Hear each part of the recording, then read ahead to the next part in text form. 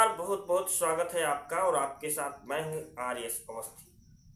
पश्चिम बंगाल कई दिनों से लगातार सुर्खियों में बना हुआ है और बना भी क्यों न रहे, वहां हो रहा है गीता वर्सेज कुरान, मंदिर वर्सेज मस्जिद और चल पड़ी है चुनाव से पहले धर्म की आंधी। और इस आंधी में ममता चारों तरफ से घिरी हुई नजर आ रही है। बंगाल में चुनाव और चुनाव से पहले ध्रुवीकरण का जबरदस्त तूफान, इतना जबरदस्त तूफान लगता है कि आने वाले चुनाव में ये तूफान ममता को उड़ा ले जाएगा। बता दें कि पश्चिम बंगाल में चुनाव पास आते ही ऐसा माहौल बन चुका है जैसा इससे पहले कभी नहीं देखा गया। सोनार बांग्ला जैसे वादों को भुला दिया गया है। अब सिर्फ दो नारे दौड़ रहे हैं, गीता बनाम कुरान और हिंदू बनाम मुसलमान। कोलकाता के ऐतिहासिक ब्रिगेड परेड ग्राउंड में रविवार को ऐसा नजारा देखने को मिला कि पूरा बंगाल हिल गया।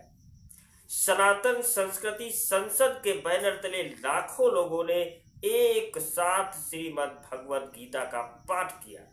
दावा कि भीड़ में करीब 5 लाख हिंदू मौजूद थे। स्टेज पर बड़े बड़े संत, महामंडलेश्वर स्वामी ज्ञानानंद जी, साध्वी ऋतंभरा और बागेश्वर धाम के धीरेन्द्र कृष्ण शास्त्री। लेकिन कहानी यहीं खत्म नहीं होती, क्योंकि मंच के पीछे जो खेल चल रहा था वो सीधा चुनाव से जुड़ा हुआ था। सियासी एंट्री, भाजपा का शीर्ष नेतृत्व मैदान में।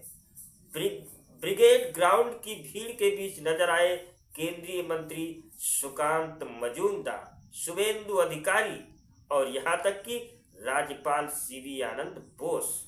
यानी ये साफ था कि ये केवल एक धार्मिक आयोजन नहीं, ये 2024 और 2026 के चुनावों के लिए हिंदू वोट बैंक को एकजुट करने का महाअभियान था। और फिर मंच से गूंजा एक बयान कि हम गजवाए हिंद नहीं, भगवाए हिंद बनाएंगे। साध्वी ऋतंभरा ने कहा कि ये राष्ट्र राम का है, राम का ही रहेगा। और धीरेन्द्र शास्त्री का बयान, राम पर टिप्पणी करने वालों की ठठरी बांध दी जाएगी। ये सब सुनकर बंगाल का राजनीतिक तापमान अचानक आसमान छूने लगा। दूसरी तरफ मुस्लिम पक्ष की काउंटर चाल, टीएमसी से निलंबित विधायक हुमायूं कबीर ने आग में घी डाल दिया। उन्होंने ऐलान किया, अगर हिंदू 5 लाख की भीड़ में गीता का पाठ कर सकते हैं तो हम 1 लाख मुसलमानों के साथ कुरान का पाठ कराएंगे। इतना ही नहीं, कबीर ने मुर्शिदाबाद में बाबरी मस्जिद के मॉडल पर मस्जिद बनाने की नींव भी रख दी है। उनका तर्क है कि जब राम मंदिर बन सकता है तो बाबरी की याद में मस्जिद क्यों नहीं। अब यह मुकाबला सिर्फ धर्म का नहीं, ये सीधा राजनीतिक ध्रुवीकरण का खेल बन चुका है। और इसमें सबसे ज्यादा मुश्किल में फंसती हुई दिख रही है ममता बनर्जी। उनके दोनों तरफ आग है। ममता बनर्जी इस वक्त असली संकट में है। उनके सामने 2 रास्ते और दोनों खाई की ओर जाते हैं। अगर ममता हुमायूं कबीर का विरोध करती हैं तो मुसलमान कहेंगे कि दीदी अब सॉफ्ट हिंदुत्व की राह पकड़ चुकी है। ऐसे में मुस्लिम वोट AIMIM, ISF या कबीर जैसे नेताओं की तरफ खिसक सकते हैं। और यदि ममता चुप रहती है तो बीजेपी खेल कर जाएगी और वो कहेगी ममता तुष्टीकरण कर रही है, हिंदू विरोधी है। यानी हिंदू वोट भाजपा के पक्ष में और भी मजबूती से जुटेंगे। अब यही कांग्रेस की भी एंट्री होती है। अधीर रंजन चौधरी का भी वार होता है। कांग्रेस नेता अधीर रंजन चौधरी भी मैदान में उतर चुके हैं।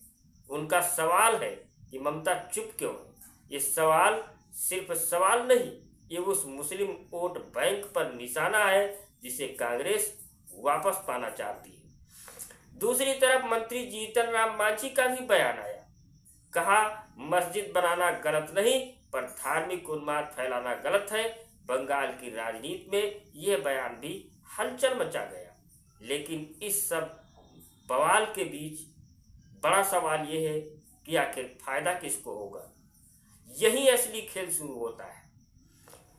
गीता पाठ, साध्वी ऋतंभरा के बयान और जय श्री राम की गूंज, दलित, ओबीसी और नाराज हिंदू वोटर तेजी से भाजपा की तरफ खींच रहे हैं, यानी हिंदू वोटों का कंसोलिडेशन हो रहा है। दूसरी तरफ मुस्लिम वोटों का बंटवारा हो रहा है।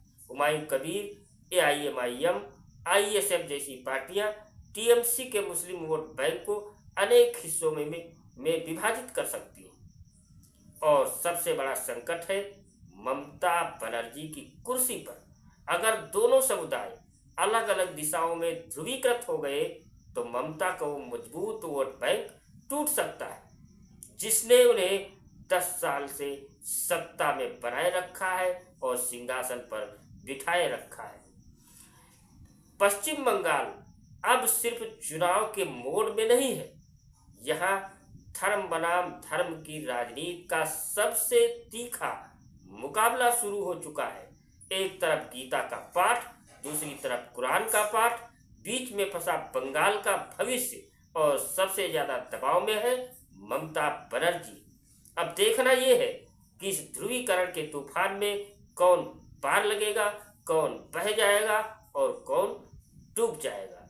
तो अब सवाल आपसे है, आप बताएं कि ये बंगाल में जो कुछ भी हो रहा है उसके बीच किसको सबसे ज्यादा फायदा होने वाला है, और क्या ये जो कुछ हो रहा है उसमें कहीं ना कहीं ममता बनर्जी के लिए बड़ी मुसीबत खड़ी हो गई है।